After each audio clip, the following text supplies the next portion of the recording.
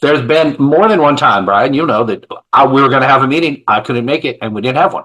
Had a speaker, you know, and I don't like the idea that I'm the only one who can do certain things. I really, yeah, as much as I enjoy being the expert in what all, I like the idea of having someone else who can fill in so it's not just on me. So it can still proceed if I'm not there. But anyway. But I quite like the idea of just blaming you. Okay. It's so much That's easier. quite all right. Yeah, I know. I do keep it simple for you all. It's all my fault. I'm very responsible. Whenever something goes wrong, Brian tells me I'm responsible. Exactly.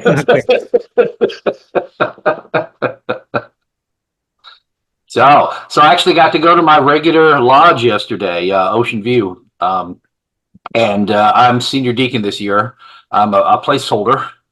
And so, Brian, let me ask, it is the progressive line, is that typical in England where like you go in as junior deacon or whatever your first elected office is, and you march through each of the chairs in order for a year? Yeah, you start off as inner guard as your first office. Okay.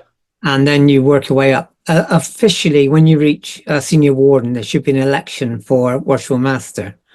But the reality is, we don't normally have an election. It's just sort of, you've done the time, you get the job. But you're appointed. So there's the only election is worshipful master, correct? Yeah. That's interesting. But you're actually the immediate past master is actually in office. So as soon as you're done in the East, you stick around another year, right? We don't have that at all. But we have past masters, of course, but not. Yeah. You're just back into the great unwashed again. So yeah. Well, we elect 7 officers. The 5 are the progressive line, we call it, from junior deacon on up. And typically you do 1 year in each. And it's and it's funny, I actually gave a talk in another lodge about the progressive line and what's wrong with it. And I argue against it because it's like the point of failure is you have like a guy comes in, he goes through a couple of chairs, and then the military takes him away. So then you're scrambling to put someone in. But anyway, what I wanted to share from the meeting was we had a brother from Stockholm who was visiting, who's a member of Swedish Rite. Yeah. And he said he's going to come back to another meeting. He's in the US for like 2 years and he's visiting local lodges. So it's like, great. So we asked him to put something together and come back another time and talk a little bit about his experiences. And I was like, hey, I've already seen 2 Zoom meetings about the Swedish Rite. So I'm very interested in that, how they do things differently there. Yeah. So going back to the progression bit, we also have lodge of instructions every month. Okay. So that the next person is always ready to take over if someone drops out. Right. If the senior warden dropped out, then the junior warden should theoretically be able to jump in because he's been doing the job in the lodge of instruction. And we lost Chris. Okay. Yep. We lost the whole thing. Sorry, adjust there. That's better. Not too much glare from I got my big window right here that to face in the street and lets in too much glare some days.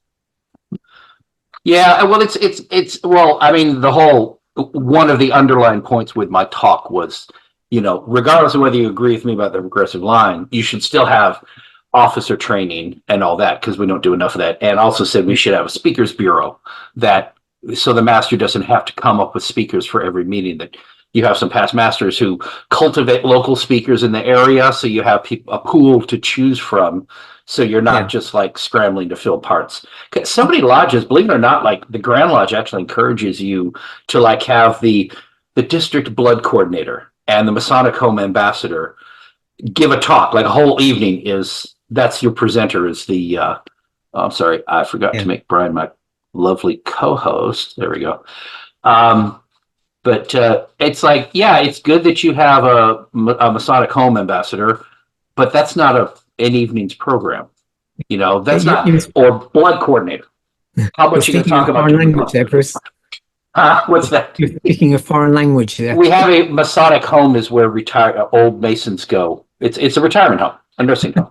You call them, what do y'all call them? Nursing homes?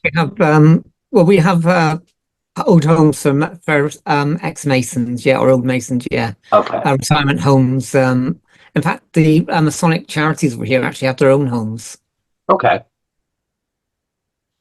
But anyway, the point is that's not an evening's presentation. That's a 5 minute, okay, here's the Masonic home, here's what's going on, Yeah. But they actually encourage you to have them come and give a talk. It's like, no, get a speaker, get somebody else, local idiots like me to come and give a talk about something. Well, the beauty is if you haven't got a speaker, then it's quite good because you can get down the bar quicker.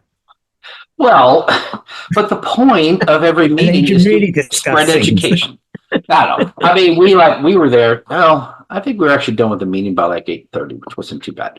But the presenter was a member of the lodge who talked about the Ocean View St. Patrick's Day Parade, which the Knights of Columbus started.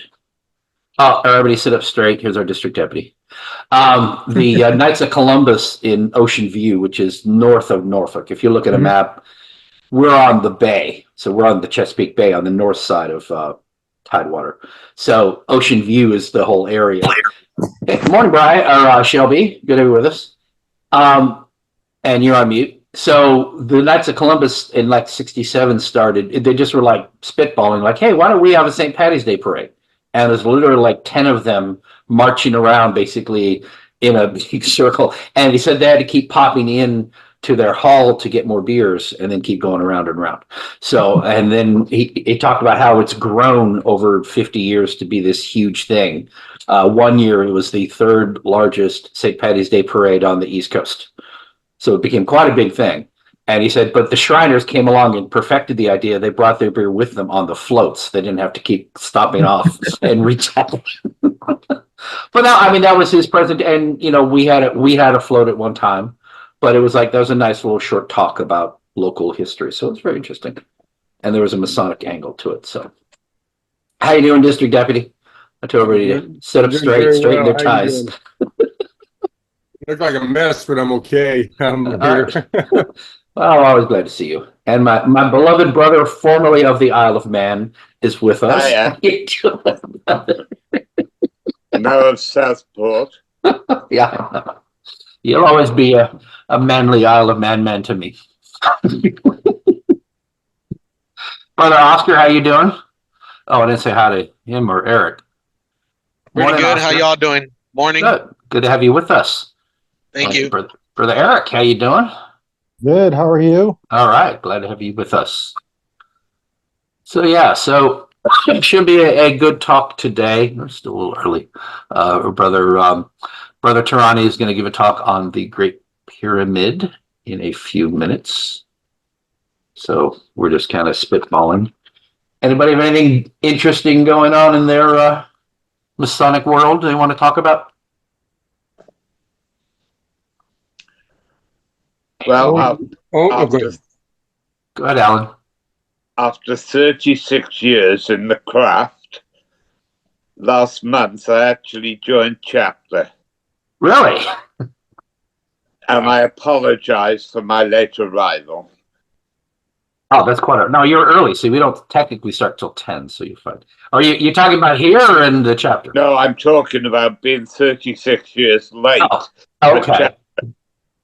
Well, you're like that fellow who was an apprentice, right? And he shows back at the lodge 30 years later and says, okay, I'm ready for my fellowcraft degree.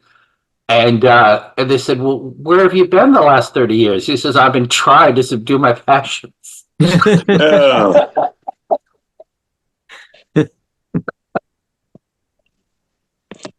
So there you are. Yes, that's the kind of humor you get here. Remember, this meeting is worth every penny you paid for it. So.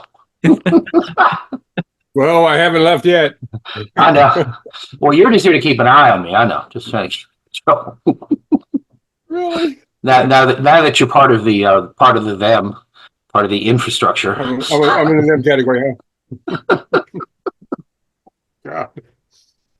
God. I did mention in our stated last night, Shelby, about the Masonic Education Conference we have coming up at Berkeley. Mm-hmm. And then Jerry Fry got up and mentioned the one, I guess there's one in Churchland the next weekend. So he also encouraged people to come out for that. So hopefully we'll get some attendance. It hasn't been promoted much. That's the thing. It's like, I know it's kind of here, we give you leeway to go do it, but it wasn't in Grandview. And but I like the idea, and Wes has put a lot of work into it, so it should be good. Wes is great. Yeah. Oh yeah, he works hard. I'm going to make him work harder, but he works hard. while he's enthusiastic, we'll put him to work. Well, I'm over here just enjoying the entertainment you're rendering right now. I do my level best. This is what's fun. I mean, literally, this is the easiest part of this job, is just sitting here and hosting. I can do this all day. The hard part is lining up speakers, and that's why I said this year. It's like, well, screw it. I'm going to sit down, put my nose to the grindstone. Is that right? And and just knock out 16 speakers, and I got them lined up, and I'm like, okay. Now I have to move one because of the education conference that I didn't know about, because I booked around all the other research lodges, and I got to move Tom Varner because he was going to speak on the 23rd, and I feel I need to go to the education conference, so I got to relocate him. So I don't have our next meeting lined up yet. I have one, but I normally announce what's in 2 weeks, so we will not have one on the 23rd. I'll say that. Got it. Well, I just want to say that for all those who are here, thank you for being here. Thank you for supporting Brother Chris. I've been part of this. I've given a presentation, but it's wonderful that you're here and that you guys are spreading Masonic light. And that I wish I could be here more often, but my obligations, I follow the Grand Master most of the time on Saturdays. I feel like I'm supposed to be somewhere today. Yes, you're here. You're here. That's where you're supposed to be. But thank you very much for being here and supporting Brother Chris. Oh, we appreciate that. Hey, Eric, you want to introduce yourself? You look familiar. You want to unmute? So, let's see. In May, I'll be a Mason for 20 years. I was raised down in Camden Lodge 476 in Kingsland, Georgia. And the Navy had me stationed there in Naval Submarine Base Kings Bay. And I finally retired from the Navy in, was it February of 20? And I got introduced to Elizabeth Lodge 34 last year, and somehow they decided to make me the secretary. So I've been secretary of 34 since our annual stated in December. Okay. All right. I didn't realize you were that close to me. You're right here in my district. What's your last name, Eric? You just have S. What's your last name? Stein, Stein. Okay. It's good to have you with us. I didn't know that we had met. Because you didn't have your last name, I was like, okay, do I know you already? I'm sure we met online. I know. I don't know if I met you in person. The leadership conference. Yes. We may have seen each other. Okay. Oh, good. Well, it's good to have you here then. We don't. It's funny. I bring in brothers from all over the world, but not a lot of them from Virginia. It's kind of weird.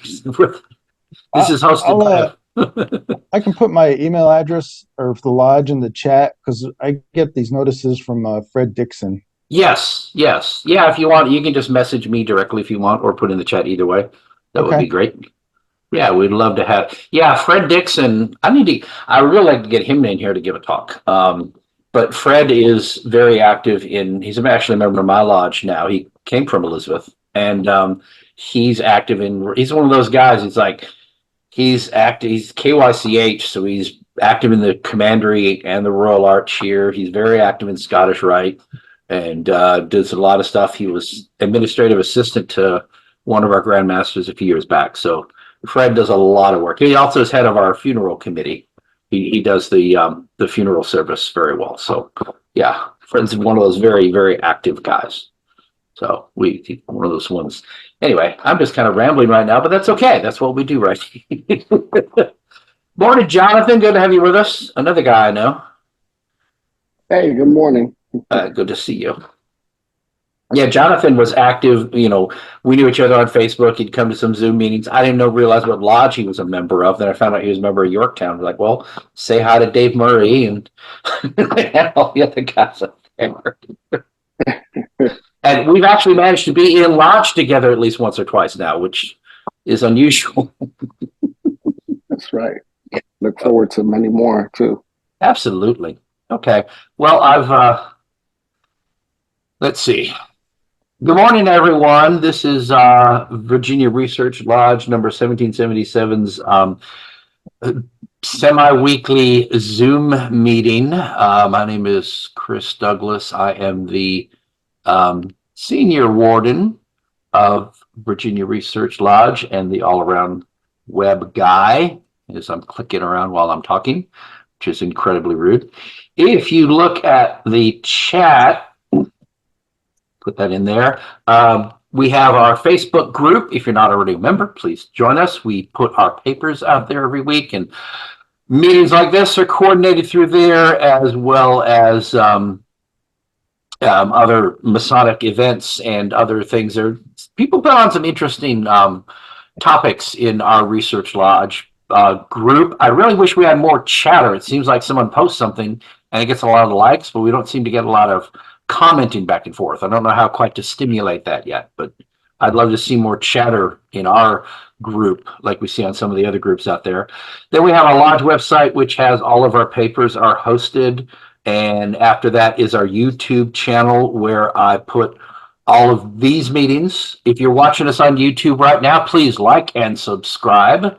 We're sort of in transition to another YouTube channel, so that's listed as well, but not as much there because I haven't had time to move the stuff from my personal YouTube channel to the Research Lodges. So one day I'll have that right. And then my email, if you are not on Facebook, you're welcome to message me or email me and get on our reading list. We put out papers every week, have been. Number 251, I think, was this week. We started that in January of 2019, if I'm not mistaken. And I've been putting out papers for 5 years. Wow. And those papers are drawn from Virginia Research Lodge and other research lodges and other sources. And it's free. Anyone can sign up. We have a huge audience on our mailing list. And yeah, God, we're doing that 5 years. That's crazy. So a lot of good content out there. Every Mason should seek more light and more education, and we do our best to provide that to everyone. So I'm going to go ahead, since it's a little after 10. We'll probably have more people come in, dribbling in, but I want to go ahead and present our speaker, Brother Parvez Tehrani, and he will go ahead and introduce himself and say what he's a member of that he thinks is important, because everybody's got like, well, let me tell you about, I belong to this and this and this. So I just let people introduce themselves and they can tell us what they belong to, because they'll probably get the spelling right. So Brother Tehrani, take it away. Thank you, illustrious sir. So I have been a member of St. Andrew's Lodge for the last 15 years. Masonry runs in my family. I am education chair of the lodge, and I talked my way into junior deacon last year. So, and I'm also a Shriner.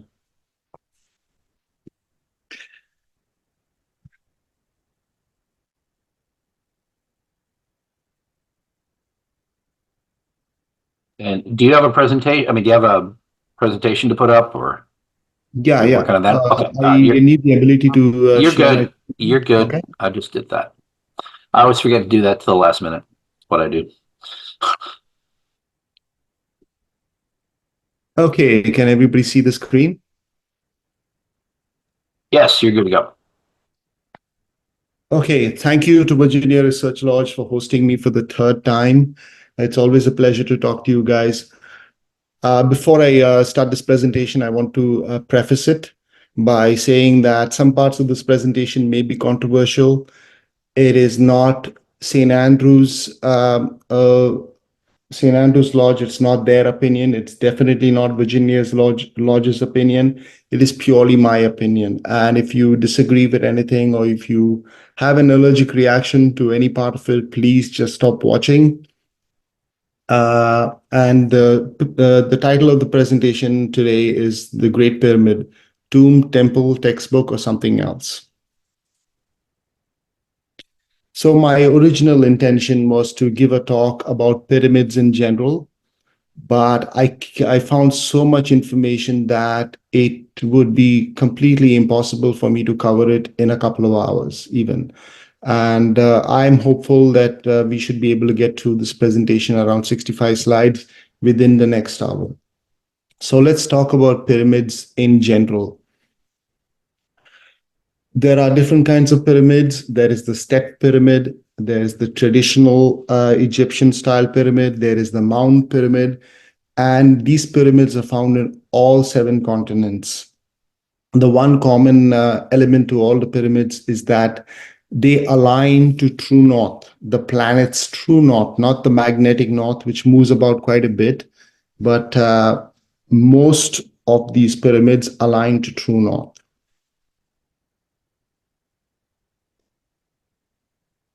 I did mention that the pyramids are found in all 7 continents. That would include Antarctica.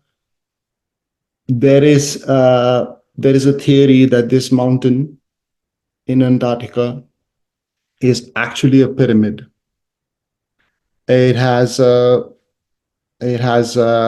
even 2-kilometer side. Each side is 2 kilometers, and there is no way to prove this, but this too does align to true north.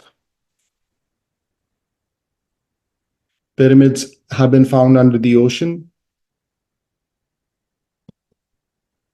Some people seem to think that this structure on Mars is also a pyramid.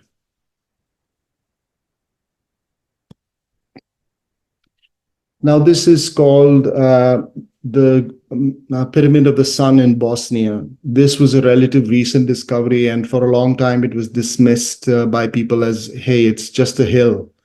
But scientists and archaeologists are coming around to the notion that this is actually a pyramid, and this would be the contender for the largest pyramid in the world.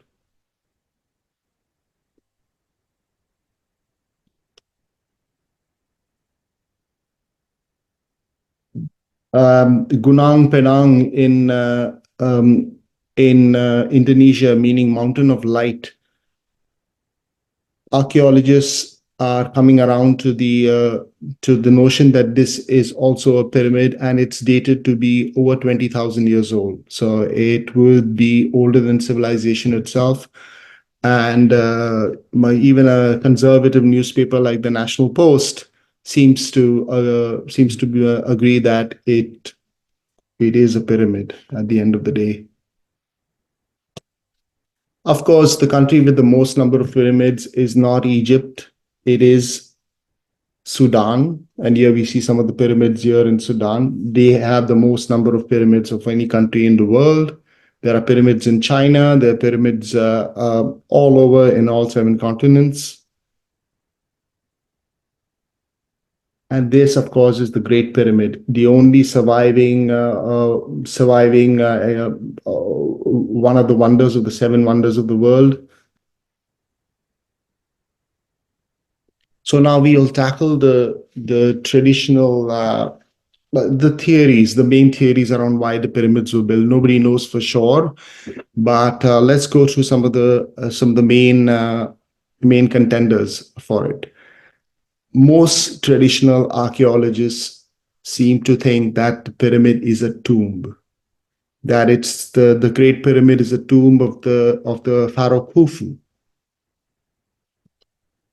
And the second pyramid is the tomb of the Pharaoh Khafre, and the third pyramid is the tomb of the Pharaoh Menkaure. And these were built by dynastic pharaohs through successive generations. First, Khufu built his pyramid, then Khafre built his pyramid, and Menkaure built his pyramid. However, no body has ever been found, no mummy has ever been found within the Great Pyramid. In fact, no mummy has ever been found within any pyramid in Egypt.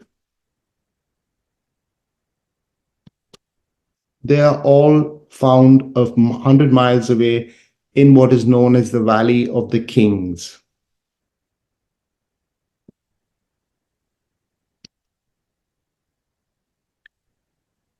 Now, the traditional view of archaeology that it was built as tombs for 3 successive generations of pharaohs is going to be debunked right now in this stage. For example, the 3 pyramids align with the 3 stars of the constellation Orion, in size and distance.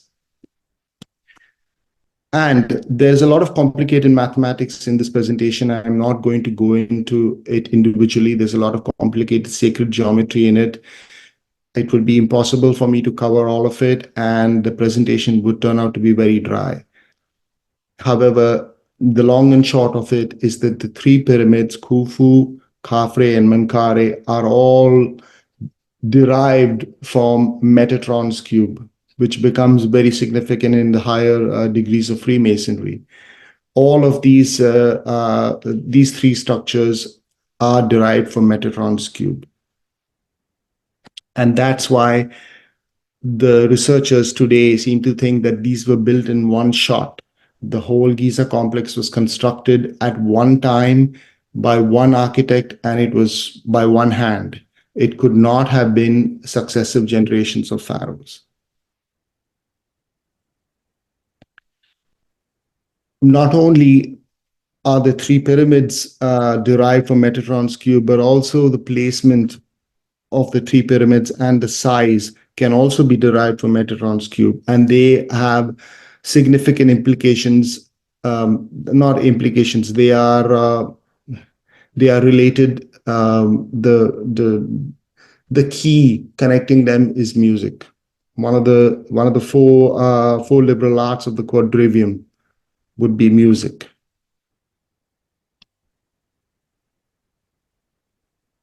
Here we can see the musical intervals, and the whole pyramid complex with the circles form 2 octaves. And let's just focus on the 264 line, because that's where the Great Pyramid ends. There is a theory that the Great Pyramid actually had a pyramidion on top, but we will come to that later. But the 264 line is where the first octave meets the second octave.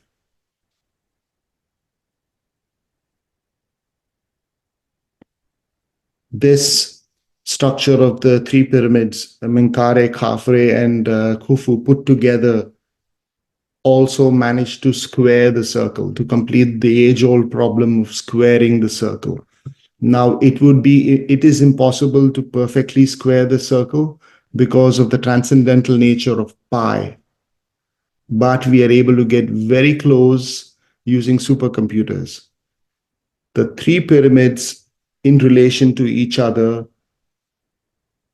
square the circle almost perfectly.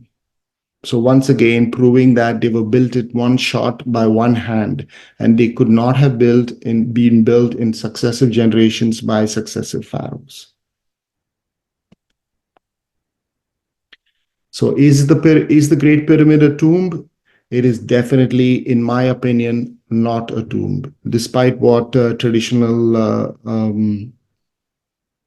archaeologists seem to think. Now we come to the second hypothesis behind the construction of the Great Pyramid and all the other pyramids. Are they temples? So let's approach this issue and see whether they are temples. Now, in a previous talk given on this channel, I talked about Chartres Cathedral, and this is Chartres Cathedral. The Roman architectural historian Vitruvius says in his 10 books of architecture that all effective temples are based on the proportions of the human body. And we can see this in Chartres, where the floor plan is laid out, can be compared here in the first image with the Vitruvian man. Then we see the chakras in the body, in the human body, that are aligned to the significant elements on the Chartres facade and with the floor plan. So Chartres is a temple to man. And is it possible that Egyptian temples are also built on the proportions of the human body? Yes. According to Schwaller Lublis, who was an alchemist who spent 10 years in Egypt studying the temples of Luxor and Karnak, they are all built on the proportions of the human body. The first example here is Karnak, where we can see the abdominal cavity, the number of vertebrae, all of these align with the floor plan of Karnak. And on the right, you see the temple at Luxor, where also they align with the human body. So even the Egyptian temples are based on the proportions of the human body. However, I think the pyramid might actually be a temple, even though the Great Pyramid has never housed any large number of people. It is not built to host a large number of people, and it is not like a traditional temple which aligns to the human form. We talked about the 264, and that connects the two octaves, the higher octaves and the lower octave. That is what connects the microcosm to the macrocosm. And traditional archaeologists seem to think the Great Pyramid ends at the 264 mark line, and there is no pyramidion. Now, traditional archaeologists say, yeah, there was a pyramidion, but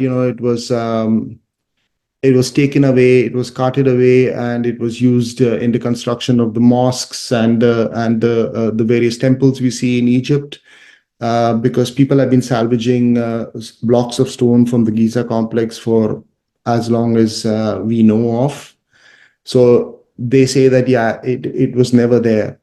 But there's another theory that says that it never had a pyramidion, and that is the end point of where that is the end where the pyramid ends, and the top of the pyramid is the perfect altar for a priest to perform an initiation or to perform a ritual. And the Giza complex, the Great Pyramid, the priest on top would be visible for miles on end. And the Giza complex itself could be a temple, with the top of the pyramid being the ultimate altar. So is it a temple? Maybe. That's what I think. It's a maybe. Now we come to the bulk of the presentation. Is it a textbook? Is it a textbook of knowledge left behind by a lost civilization, a textbook of the universe in general and the architecture, what the Freemasons call the architecture of the universe? I think it is, and I will prove to you that it is. But our journey starts in London.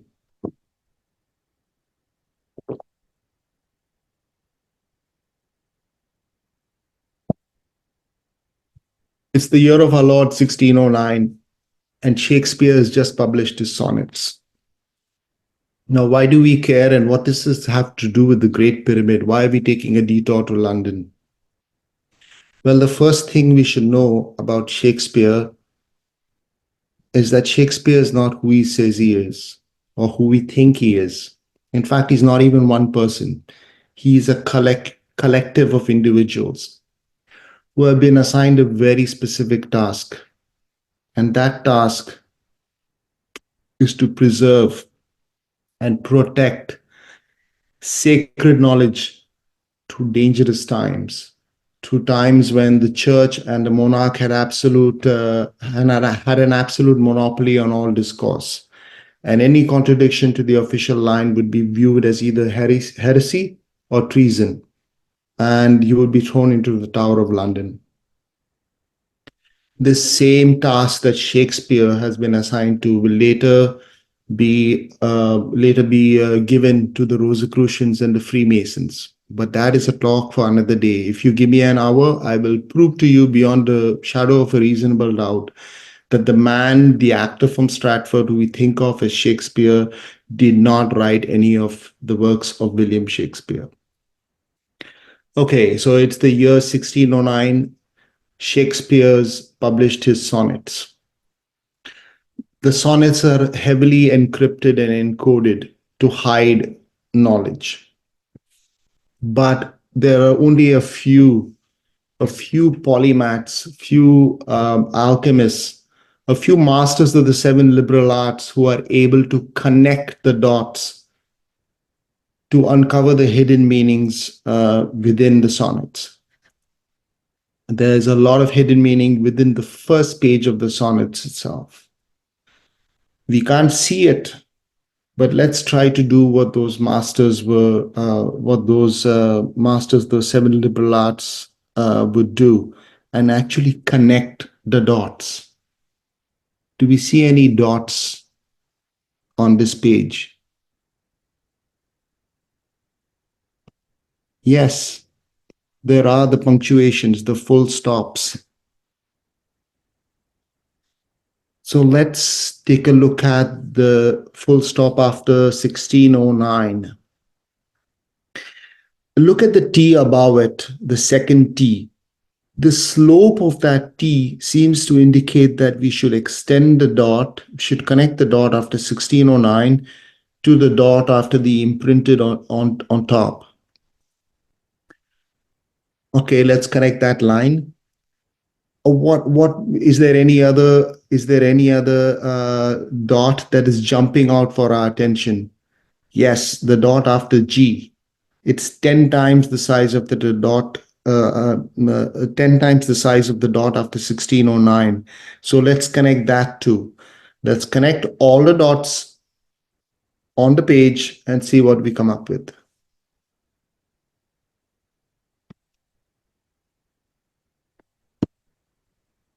They form a series of right angle triangles. If you connect it to the end line, to the line where the to the point where the two lines end, connect all the dots, you will get a series of 1, 2, 3, 4 right angle triangles. And within it is the first Pythagorean triplet, the 3, 4, 5. So here we get the Pythagorean theorem. But also, let's try to plot a circle around it and see what shows up. Wonder of wonders, the circle that we connect meets all the dots on the circumference of the circle. This gives us the basis of trigonometry, or Thales' theorem. Thales is the first person to accurately measure the height of the Great Pyramid using trigonometry. What else is hidden here in the first page of the sonnets? Let's take a look.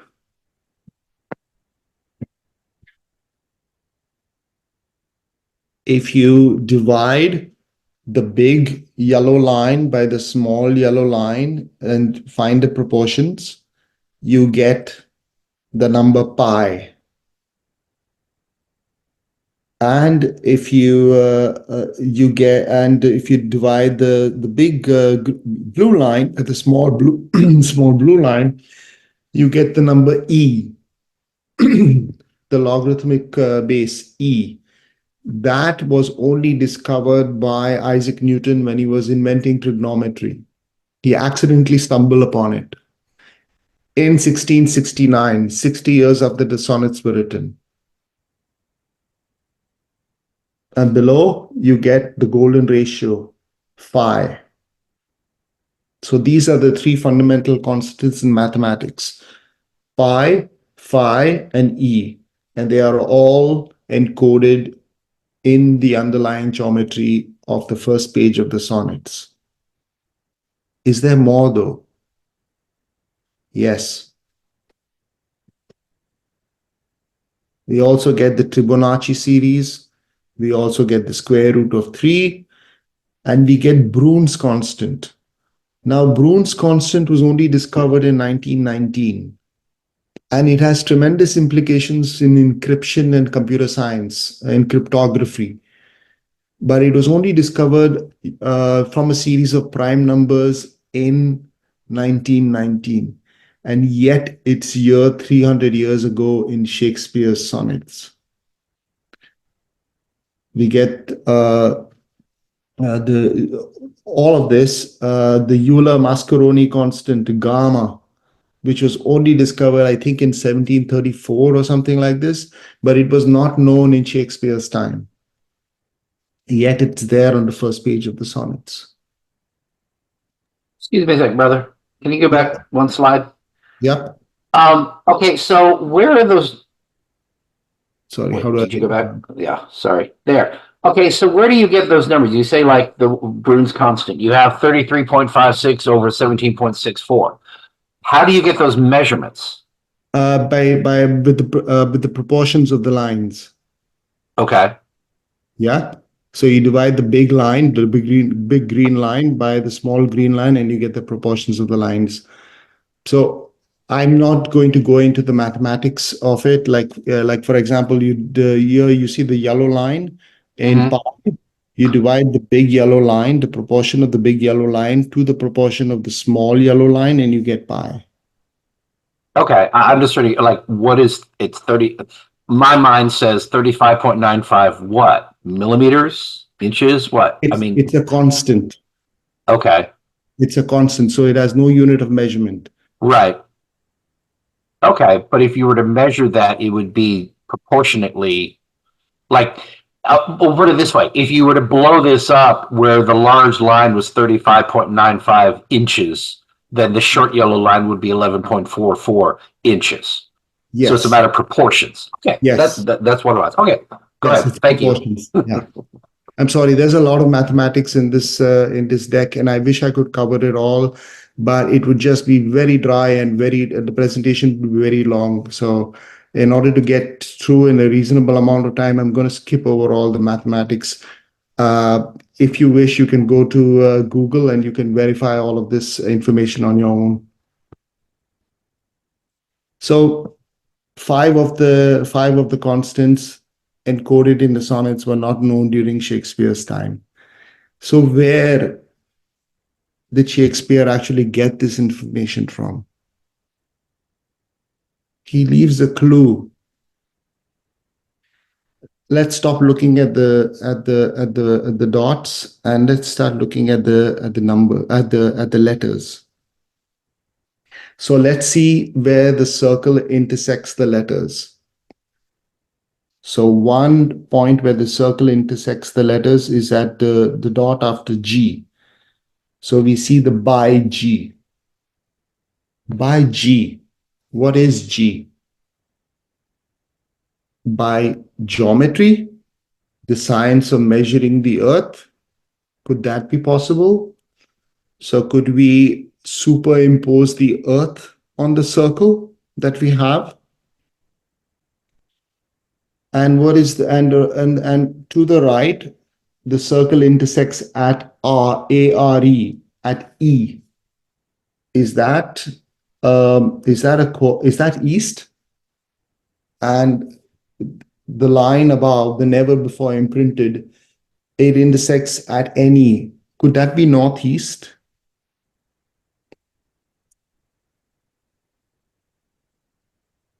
So if we superimpose the earth on the circle and we look to see where the G line hits the first parallel line, we get an exact location in North Africa, and we get a latitude and we get a longitude. If we plug those numbers into Google Earth, it takes us here. And now so Shakespeare is not the only one who encodes the Great Pyramid within his works. This is the Vitruvian Man by Leonardo da Vinci. He also encodes the slope of the angle of the Great Pyramid within the Vitruvian Man. and the significant elements within the interior of the pyramid within the construction of the Vitruvian Man. All of the constants that Shakespeare that we saw on the front page of the sonnets are found within the Great Pyramid. And thus, that is what this sort of feeds into my hypothesis that the Great Pyramid is actually a textbook of knowledge. Now, what else? The three fundamental units of measurement, the foot, the cubit, and the meter, are also within the Great Pyramid, within the proportions of the Great Pyramid. They are embedded within the proportions of the Great Pyramid. The Great Pyramid, each block is 1 royal cubit. So the unit of measurement for the Great Pyramid is the cubit. If we draw a line from the North Pole to the South Pole, and divide it, it comes into it can be split into 25 million cubits. Draw a line from the North Pole to the South Pole, it is 25 million cubits.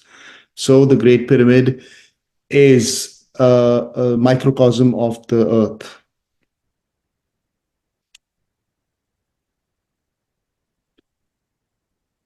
The Great Pyramid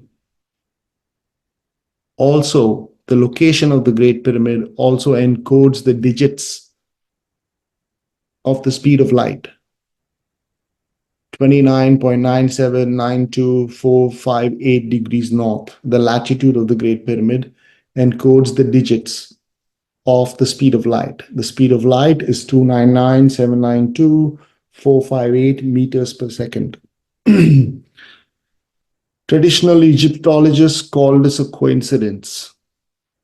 Even though the meter, the unit of measurement, the meter is encoded within the Great Pyramid, and the location of the Great Pyramid, the latitude of the Great Pyramid encodes the speed of light, they say, no, this is a coincidence. Well, how do they explain this? The Great Pyramid encodes the speed of light not only in its latitude, but also in the top view of the Great Pyramid. In the top view of the Great Pyramid, if you draw two circles, one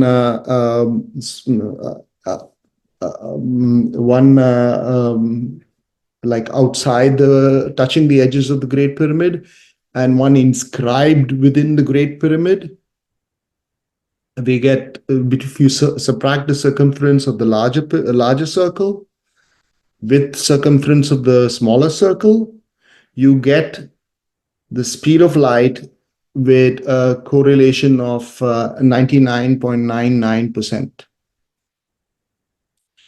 demonstrating that the speed of light is encoded in the Great Pyramid in two different ways. So this puts it beyond a shadow of doubt, in my opinion, that the builders of the Great Pyramid indeed did know about the speed of light. Well, the Great Pyramid, the location of the Great Pyramid hides another secret. The Great Pyramid is situated in the navel point of the Earth, at the center of all the Earth's landmass. So if you draw lines out from the Great Pyramid, from where it's situated, it will cover more landmass than any other point on the planet.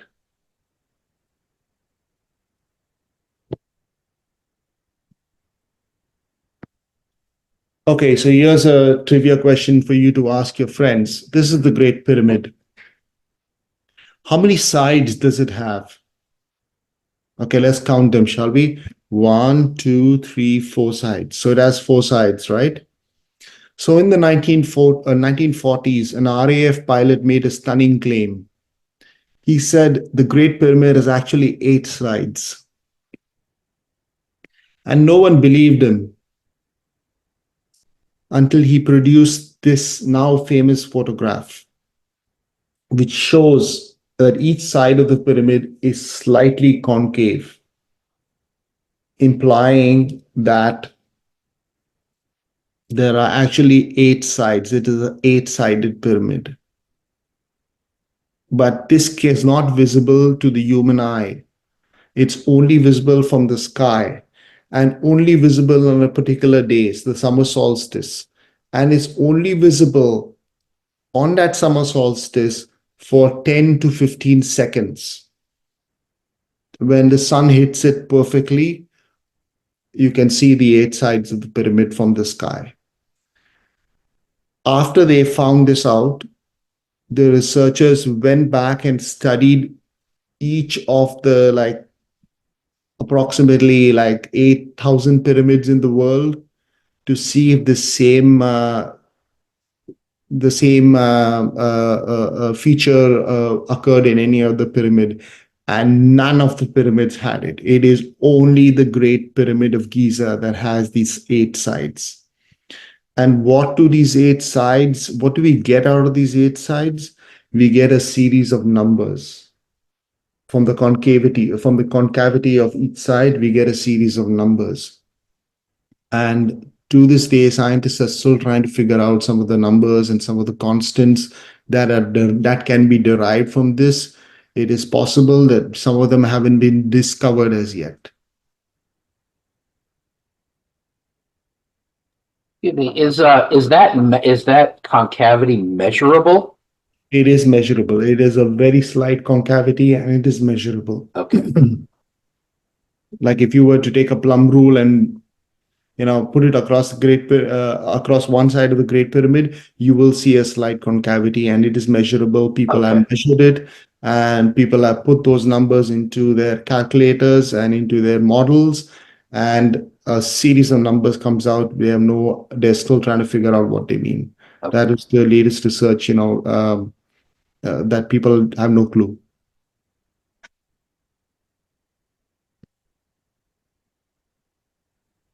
The Great Pyramid also, this, I don't know what is, I think this, I intended to take out the slide because there was more involved mathematics around this that I did not want to cover. The Great Pyramid, the Giza complex is also a microcosm of the inner solar system, the 3 closest planets and the moon. It gives us the polar radius, it gives us the equatorial circumference, the distance between the Earth and Moon, Mercury, Venus, all within an error here at the bottom of the page. The mathematics here is very complicated, but at the bottom of the page, you can see the error percentage. It is 4%, 1%, and I think 0% or something. I can't see it. But it is also, the Giza complex is a microcosm of the inner solar system.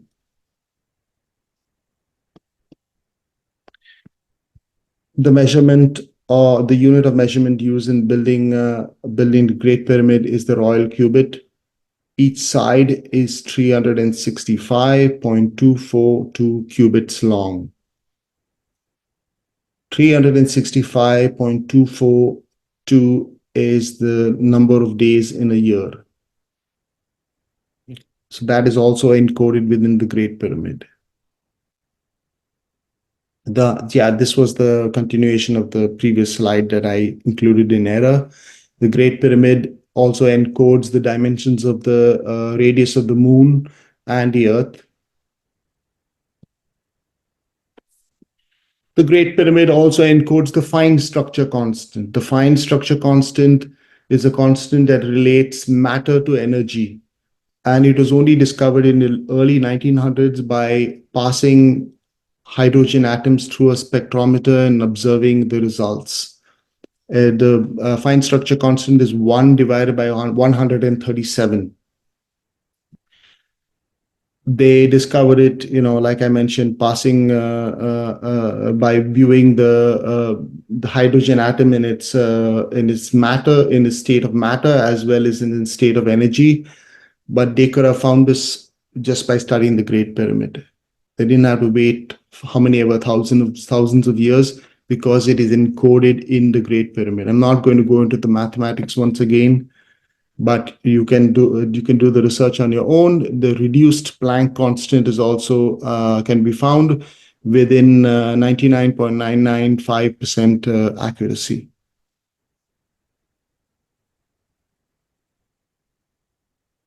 So we have covered the three fundamental theories around the construction of the Great Pyramid. Is it a tomb? Definitely not a tomb. Is it a temple? Maybe a temple. Is it a textbook?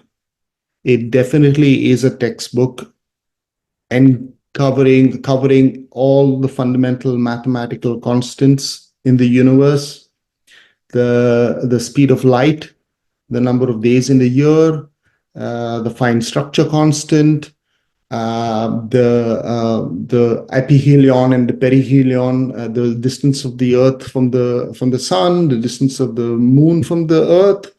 All of this information is encoded within the pyramids. Now let's jump into just jump into one more theory about the construction of the Great Pyramid and why it was built. The root of the word pyramid. Pira comes from the same root of the word as pyro, meaning fire. And mid means middle. Pyramid literally means fire in the middle. And Gunung Padang, the mountain I showed you earlier in presentation, means mountain of light. There is a theory that involves the Ark of the Covenant, the most sacred object in Judaism. This theory has been proposed by a Swiss physicist called Nassim Haramein, who says that within the Ark of the Covenant was an ancient energy source. The image of God was supposed to appear between the wings of the cherubim. The cherubim were the guardians shown here on top of the top of the Ark, and the image of God was supposed to appear there. Now Haramein says that if you take the Ark of the Covenant, and this is the king's chamber within the Great Pyramid, if you take the dimensions of the Ark of the Covenant as given in the Bible, in the Torah, you take that box and you go to the sarcophagus, the little box that is shown in the king's chamber here. That box, the 2.5 cubits by 1.5 cubits, would fit perfectly within the sarcophagus. It's misnamed as the sarcophagus and it's misnamed as the king's chamber because, like I mentioned, no body has ever been found in the Great Pyramid. That would fit perfectly within the sarcophagus. He also says that the Ark of the Covenant, the ancients managed to harness a black hole. Now we can create black holes in particle accelerators, but they last only for a fraction of a second. He believes that the ancients somehow managed to sustain this black hole, and this gave off tremendous amounts of energy, which this is the Israelites leaving the desert. And he says that the physics of it would be exactly like what the Israelites observed, the pillar of light by night and a pillar of cloud by day. And this theory has been picked up by different people. The ancient aliens also did a whole episode on it, wherein they seem to think that the Great Pyramid was part of an ancient energy grid and was an ancient power plant. Books have been written about it. The outside of the Great Pyramid, the limestone and the granite sort of form a Faraday cage. And there is a theory that the Great Pyramid is part of an energy network and it was actually a power plant.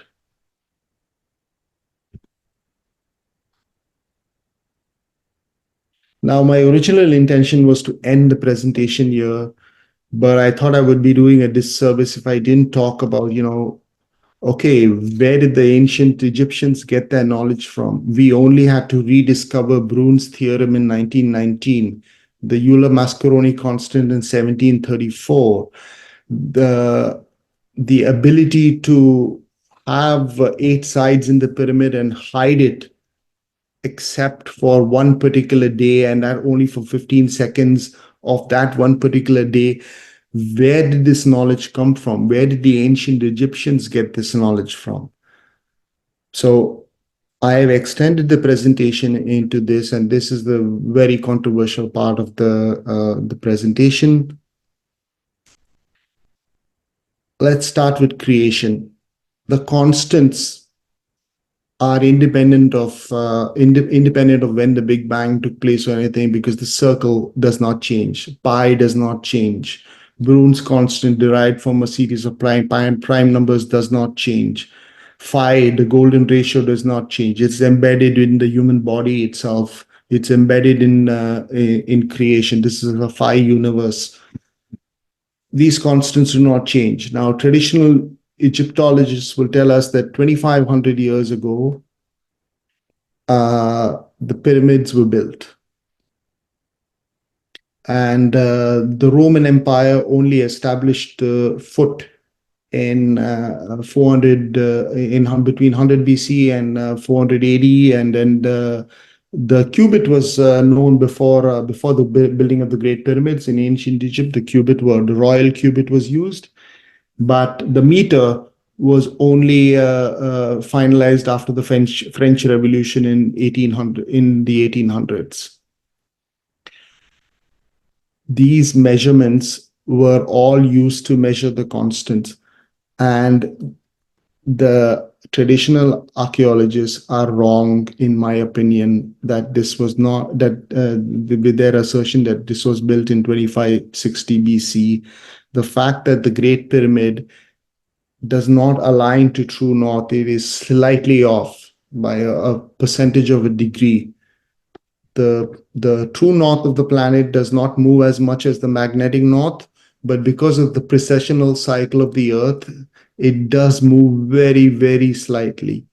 And the Great Pyramid would be aligned to true north around 11,500 BC, where traditional archaeologists tell us we were still living in caves and we didn't have any of this high technology to know the speed of light, to know all these different Planck's constant and all of these different things. So once again, where did the knowledge come from? There are 3 hypotheses.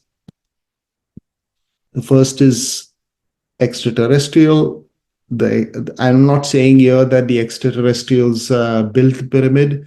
I'm saying the knowledge encoded within the construction of the Great Pyramid and the knowledge of how to build the Great Pyramid. Because architects, contractors, and builders today tell us that it will be impossible to construct the Giza complex. Traditional archaeologists say no, they use copper tools and they embedded arsenic in them, and they were able to carve the copper tools, and then they were able to move the blocks using slaves and all of that. 5 million blocks in the Giza complex. Fine, let's say they used copper tools to chisel them and they were assembled using slaves and all that, but where did the knowledge embedded within the pyramids come from? That knowledge is only being rediscovered right now, and we've discovered quite a lot of the knowledge in the last 200, 300 years. But this pyramid has been around for as long as humankind can remember. As long as we have written records, the Great Pyramid has always been there. So this is one hypothesis, that the knowledge was given to us by extraterrestrials. The first is a coin from the 1600s. It's a French coin which has the Latin words on it and a flying disc in the sky. And the words are opportune est. That means it is here and at an opportune time. The second is a wood cutting which talks about in Bavaria, in Germany, people woke up one morning and they saw a bunch of things in the sky fighting. So this is captured in this wood cutting, and this was before anything should have been in the sky other than a bird. This on the left is a Japanese piece of writing. Apparently, this ship came out of the ocean, and there was a woman in it carrying a box. And this has been there's different depictions of the same event across different Japanese books. I only picked one. This also occurred way before any sort of craft would have been seen in the sky or anywhere in the ocean, under the ocean, coming out of it. And the last image is the McMinnville UFO. It's a very famous UFO photograph, which was taken in the 1930s in an Oregon farm. This was before Photoshop or before any camera trickery of any sort. So is it possible that extraterrestrials gave us some of the knowledge that we used to build the Great Pyramid? It is a hypothesis. The second hypothesis is channeling and channeling entities. So here in the first image, we have Jane Roberts going into a trance and speaking on behalf of an entity who called himself Seth. And he has given a tremendous amount of information, 10,000 pages worth, that covers everything from the nature of reality, the true meaning of good and evil, the rise and fall of civilizations that preceded Atlantis. And according to Seth, the pyramids were built using sound. Inaudible sound was used to lift the blocks of stone and put them in their place. Edgar Cayce talks about Atlantis. The second image is that of Edgar Cayce. He talks about Atlantis having sunk into the ocean 12,800 years ago. Apparently, there was a huge comet that swung by Earth, and remnants of it fell to the Earth. And that's why we have legends of dragons in the sky. That's the meteorites or whatever coming from the comet. And he says Atlantis sank into the ocean, and the survivors from Atlantis scattered themselves around the earth at significant points in the earth, and they preserved the knowledge from the high Atlantean culture. And some of that knowledge would be presumably in the Great Pyramid.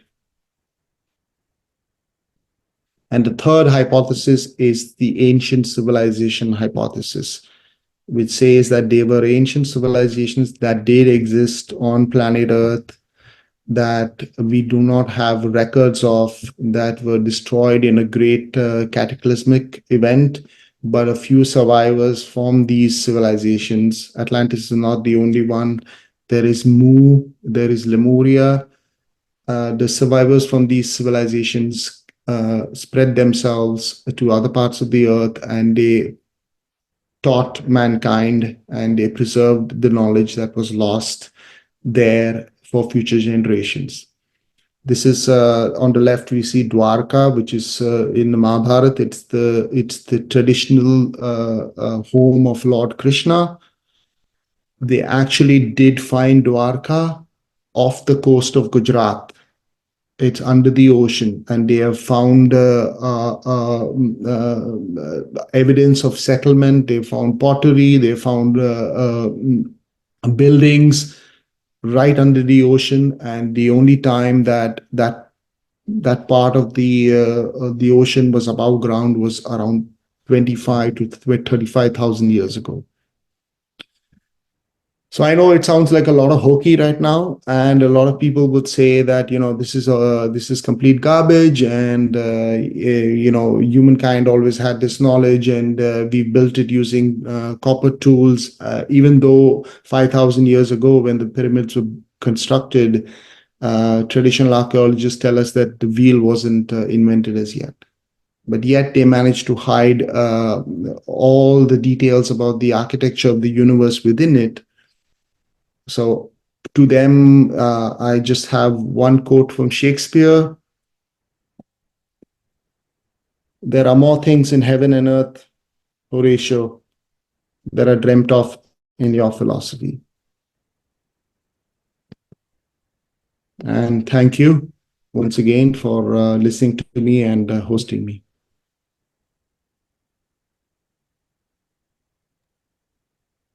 All right. Thank you, Brother Tehrani. Are there any questions? Bravo. Thank you so much. I have a couple questions, unless anyone's got one ready. There are three pyramids. Okay, we talk of the Great Pyramid. Which is the one where the tip is pale? It's a slightly different color at the top.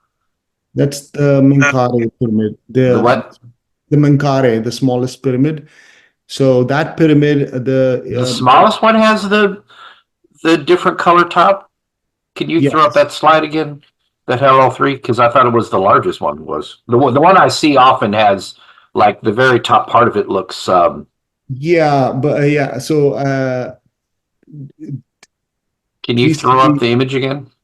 Let me just be easier to see it. I didn't want to interrupt while you were going, so I just took notes, but I don't know if it would have been. This is the Great Pyramid. So it has a slightly different colored top. Yes.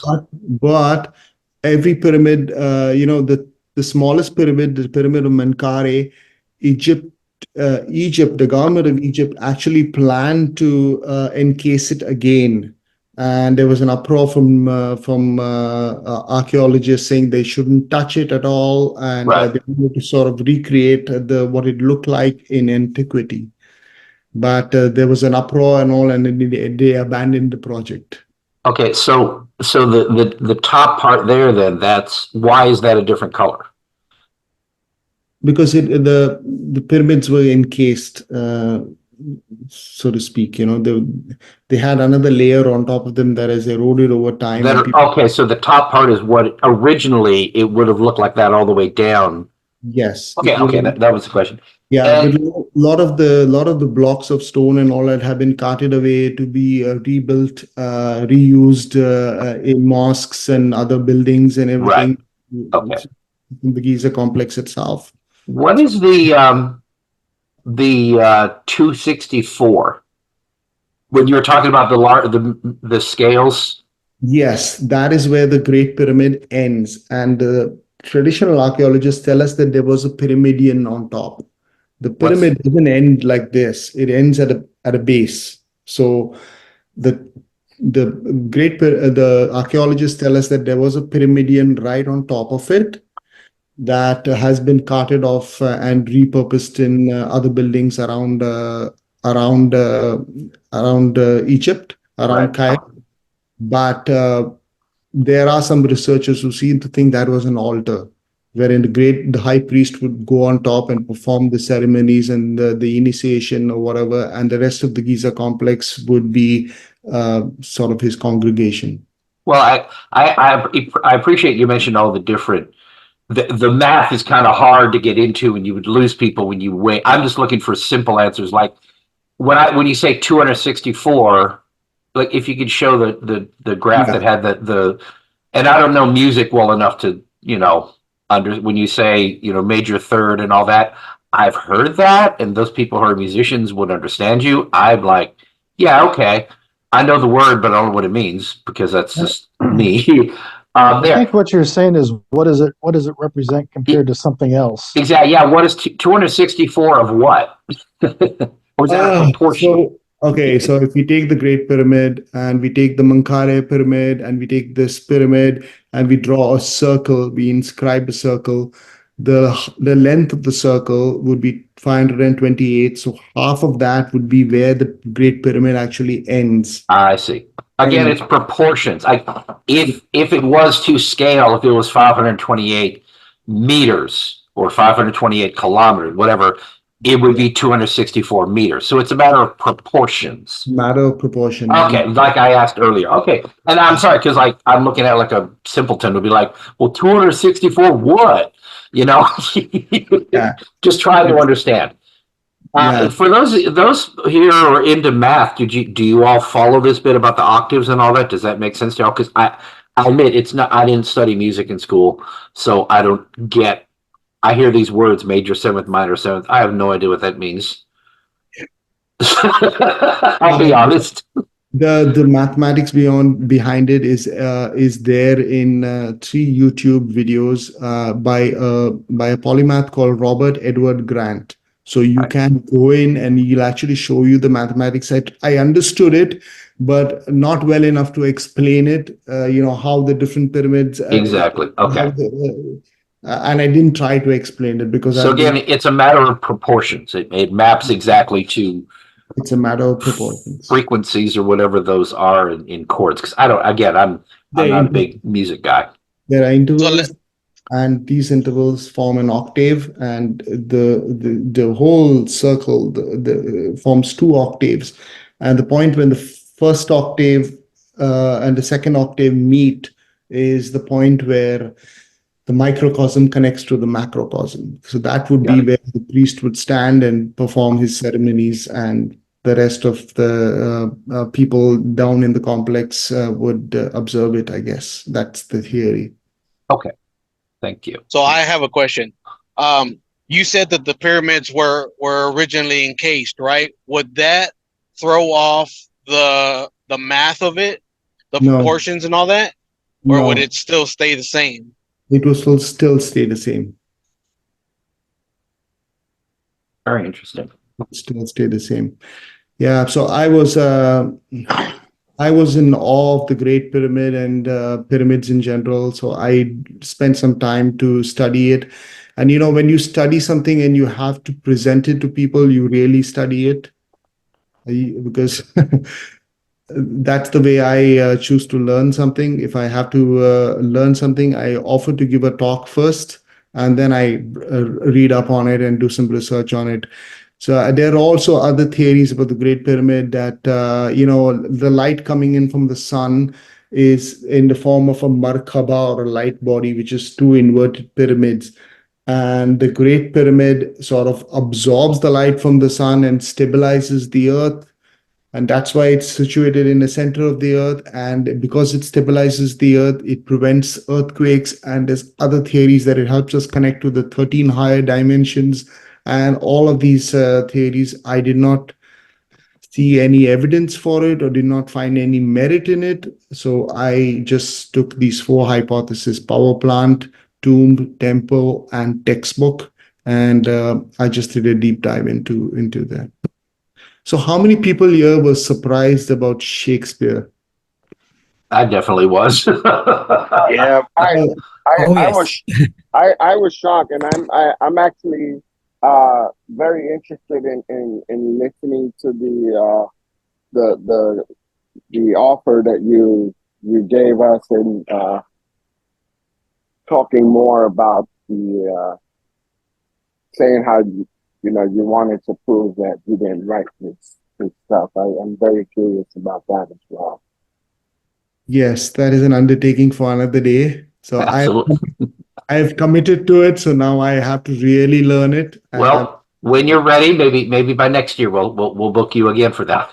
I do want to say this. If I address the idea that, because someone might ask the question, watching that, well, what does this have to do with masonry? One of the common theories we have about masonry, and I'm trying to, it's like I chance on an idea and I'm saying I need to study that more.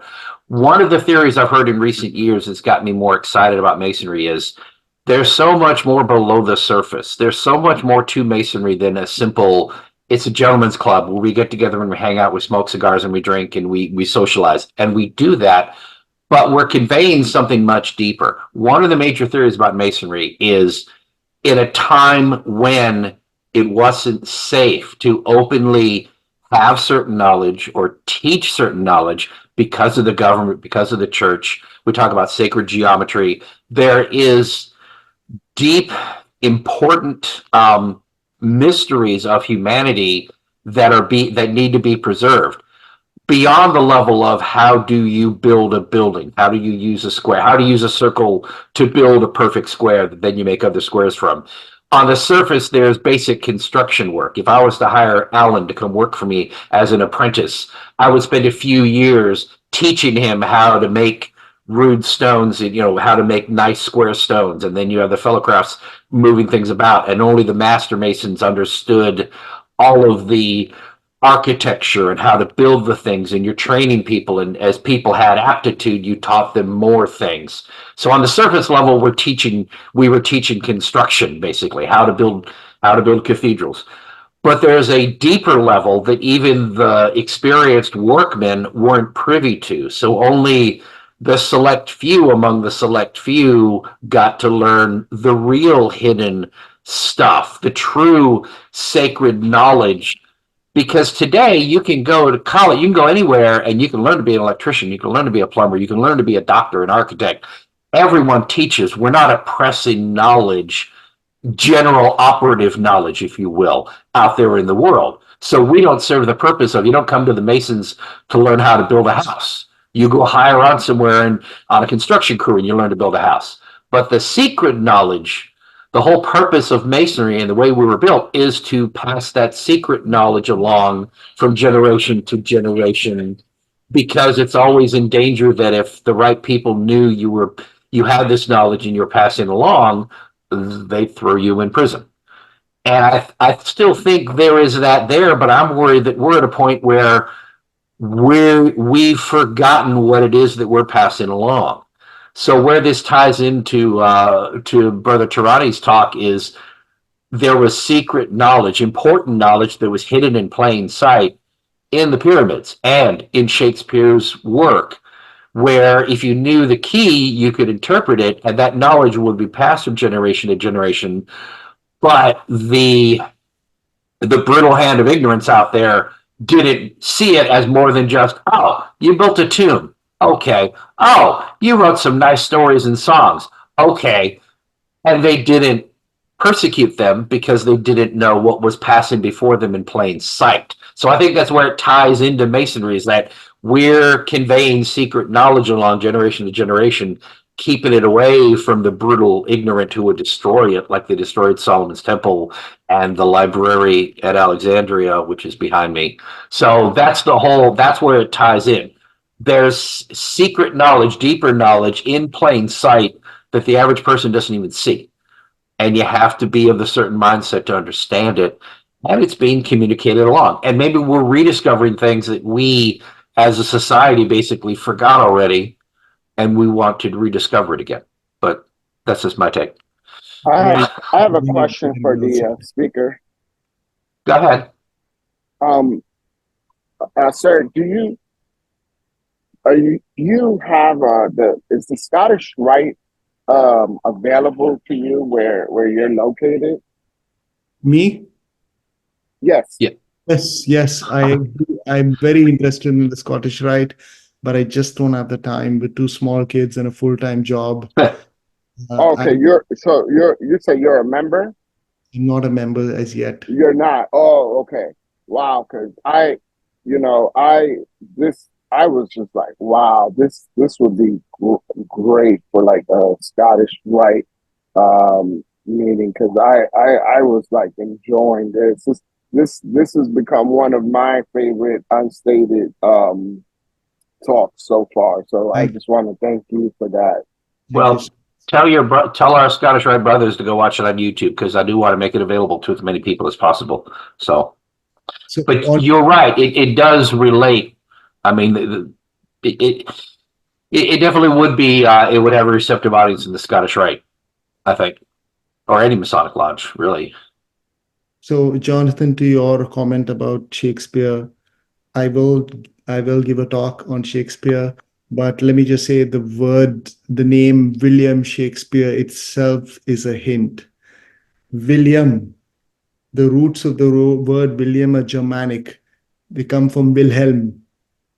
Wilhelm, resolute protector.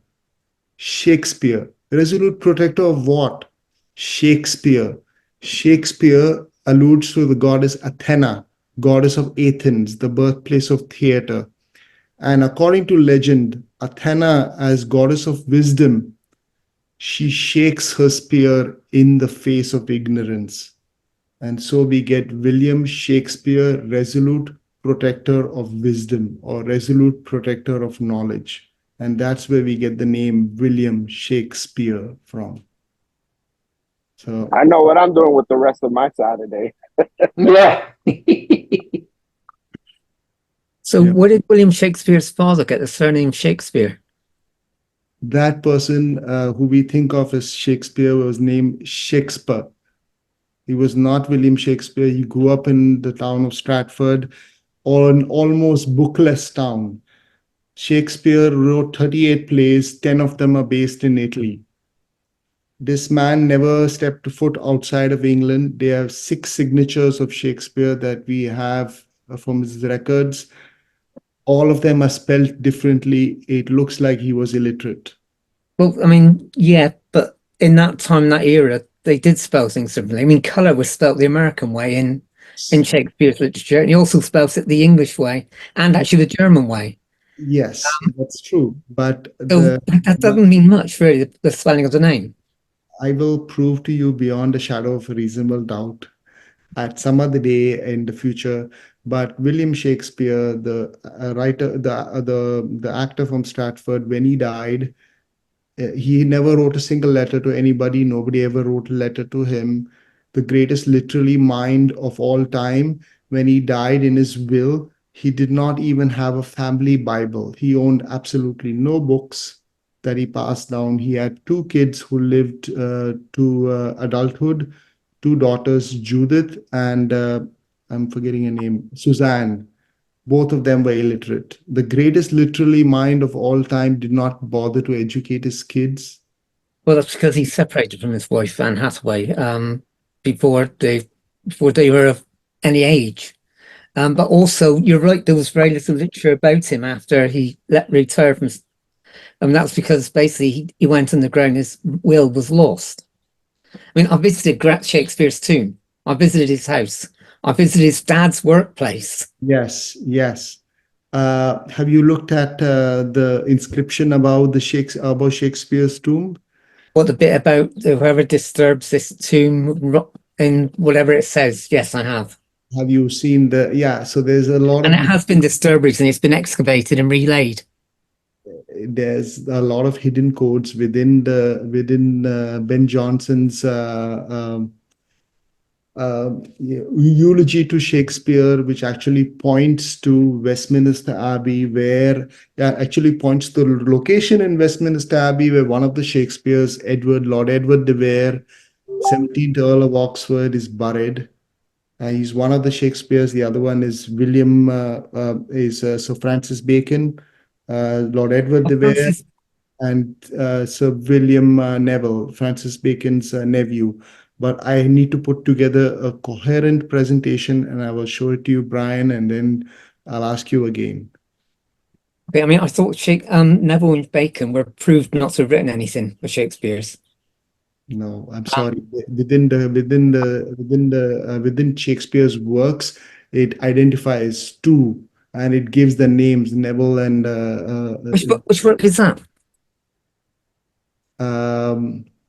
I do not have that information right now, but I will come back because we've had this conversation and it's been on my mind. I will make a presentation on Shakespeare. I definitely want to come back to that. I wanted to show something real quick if I could. Hold on one sec. Which one is it? Okay. This is can everybody see this? This is the 46th Psalm, Psalm 46. I read this a long time ago. I had to go Google it while we were talking. And it may just be a numerology, just a coincidence thing. But this is the 46th Psalm. If you count 46 words into the text, you see the word shake. And if you count 46 words backward from the ending, you come to the word spear. So the 46th Psalm, 46 words in and 46 words from the back to front is shake and spear. That is because this King James Bible was written by the same people who wrote Shakespeare. So that is definitely a time. I mean, it is controversial. I'll give you that, and I would love to have a talk where we delve specifically into that. I think I will make sure that yes, please. Brian is there. So yes, I've heard much about Shakespeare. I've grown up hearing about Shakespeare, of course, and it just, I've heard some of the theories, but he is well respected in literature. But the idea that that there are hidden meanings conveyed in Shakespeare's work, I'd never heard that before. Someone mentioned the Da Vinci Code. My opinion, I think the Da Vinci Code was crap. I think it was a waste of a book. It doesn't get the attention. It gets more attention it deserves because in the end, there was no deep hidden secret written into all of those works. In the story itself, it was, in the end, the big secret was, okay, your grandkids are still alive and they're living here near Rosslyn Chapel. That was it. There was no great earthly meaning. There was nothing about Jesus and his descendants. They kept hinting, right? The whole book hints about all of these scholars and all of these people in the secret society, not the Masons, but some other secret society, protected the fact that Jesus had a son and Jesus had a lineage that lived to this day, and this secret cult used the great works that are found in the Louvre and all to hide and give clues as to where it is. But in the end, it was someone related to the protagonist, and it was about his grandkids. The whole thing, I'm sorry, it's like I read the book and there were so many things about it I thought were horrible. But in the end, the big secret of the book was, yeah, this is about your grandma and grandpa and the grandkids are living here. That was it. There was no big reveal. That's what made me so angry about that stupid book, is there wasn't an earth-shattering reveal. So, yeah, I wasn't impressed with Dan Brown, but that's just me. A lot of Masons are. I don't know. As a 33rd degree Mason yourself, illustrious sir, Yeah. if you do not like the what do you call this? Da Vinci Code. Please do not read this book. Oh, yeah. You were talking earlier about hidden messages in books. Well, there's hidden messages in this. Shorter Pepys, Samuel Pepys, Dickens, they've all got hidden messages, and it's just how you interpret them. Right. Well, So, and I guess there's a distinction. I'm the author and I'm going to hide something. I'm going to hide what we call today Easter eggs for, software and movies. Yes. That we intentionally buried something that a smart reader will go to the trouble of finding. And then on the other end is people who are bored, who take a book that doesn't have any hidden meanings, and they spend a whole lot of time and they count words backwards like they did with the 46th Psalm, and they find, coincidentally, hidden meanings, and they string them together and say, this proves it. So Exactly. It could be either way. Yeah. I'll just say And it that. would be amazing if Shakespeare just left lots and lots of lovely little Easter eggs everywhere. Right. And that's what we're looking at now. Right. He well could have. I'm just saying Exactly. he didn't. But I mean, believe me, if you have enough time in your hands, you can find in numerology. A lot of numerology is like, well, yeah, it's based on coincidence. Yes, you can find that this matches that.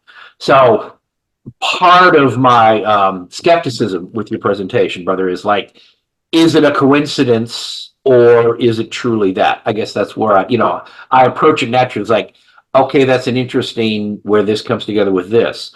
But I suppose with the sheer volume of coincidences you present, that makes the argument there's clearly something there. Here's a brilliant book for it. It's called the Oxford Nursery Rhyme Book. Mhm. Every story in here has a different meaning from what we believe it's held now. Oh, really? Oh, yeah. Yeah. So, I mean, I can go through the whole bookshelf and pull out different books with different meanings in. Exactly. And it's a question of was it on purpose or was it just simply someone discovered it later on that fits nicely? It's like, oh my God. So it helps to be skeptical, but have an open mind, but be skeptical at the same time, I guess is the way I would look at it. It's like be open to hearing the idea, but don't accept just because you heard it that it must be true. It's like sometimes it is simply a coincidence, but. Yeah, I mean, that's purely semi the way science works. You get a theory and you work at it until you can prove it wrong. If you can't prove it wrong, then it's real. Right. Until And some other that's theory what everyone should do. Yeah, blows it away. yeah, exactly. Which And is then what we're obviously you've constantly got doing. their theory, which you work at until you either can't prove it wrong or you prove it wrong. Correct. Yep. I loved Brian, are you familiar with Richard Feynman, the physicist? Yes. He worked on the Manhattan No. Project. Well, I mean, A book I would recommend for, I mean, we're all over the place today, but that's okay. Richard Feynman wrote a short book called Surely You're Joking, Mr. Feynman. And I found it in paperback. I mean, it's only like a couple hundred pages. It was a very quick read, but it's a fascinating the way his life worked. He ended up getting a Nobel Prize, and there's a Feynman hypothesis, which is like, you know, that's one of the fundamental things you learn in physics is about what Feynman discovered. But he taught physics for years and years and years. But to sum up Richard Feynman, he was privileged enough to work on the Manhattan Project with all these brilliant minds from all over the world who came together to build an atomic bomb. And at times he was so bored, he learned how to be a safecracker while he was at Los Alamos because he wanted something to do with his time. He's working on an atomic bomb, and he's like, I need something to keep my mind busy. And he learned how to be a safecracker. And some of it was the simplest things, like most safes are set to like 50, 25, 50. Most safes, when they're delivered from the factory, have like 2 default combinations. And the majority of people, when you put the safe in their office, they don't bother to change the default combination. Once he figured that out, he would go into people's office and just kind of sit there with his back against the safe while he's talking to, you know, the guy about whatever physics, and he'd try and work the combination behind his back because he memorized those 2, and he learned how to do it without looking. And he'd turn it and it would open, and he'd pull the door open and turn around. It's like, dude, you left your safe open. And he would do this all. So he was actually one of our earliest ops security people out there, you know, teaching the fundamentals of stuff. But Feynman was just brilliant. But my rambling point is, Feynman said he had a student come to him when he was a professor later on. A student came to him and said, such and such did this test with mice and mazes, right? And they wanted to change a key piece of the test, right? So it's like, I'm just going to duplicate his test and change my one piece and see if it's different from his original test, right? And if Feynman says, no, you're not going to do that. He goes, what do you mean? He says, you're going to recreate his test exactly and run the test and then make your modifications and compare those 2 results. Why would I want to do the test twice? And he said, the point is, you need to summarize, and he said it better than I did. You want to eliminate all of the variables, right? If you just simply say, he did this test once, and you read the book, and you go build the same test but change something, you haven't duplicated the original experiment. They're different mice, they're different breeds, there's different materials, different sounds, whatever. You need to recreate his experiment precisely and run it and see what results you get. And only then can you make your modification in your environment to prove your point, because you've eliminated all of the other variables and the only thing you're changing is the one thing. And the student was pissed, but they ended up doing what he told them. But he says, in science, you have to have integrity in science to bend over backwards to prove yourself wrong is the one thing. And you have to, if you're going to duplicate an experiment, you want to eliminate all of the variables. You know, you want all the variables to be precisely the same, and you only change one thing. And I've adopted that in programming, that if something's not working, I only change one thing and then I run it. Because if you change 3 or 4 things, you don't know which thing you changed that fixed it. So it's important in scientific reasoning is only change one variable at a time. So it's a brilliant book. I would definitely recommend it. Yes, surely you're joking, Mr. Feynman. Yes, brilliant book. I would definitely recommend his stuff. And it's a book about philosophy too. It's not just the antics of this very eccentric physics professor. He'd hang out in bars and get drunk, and he did all kinds of things. Learned to play bongos.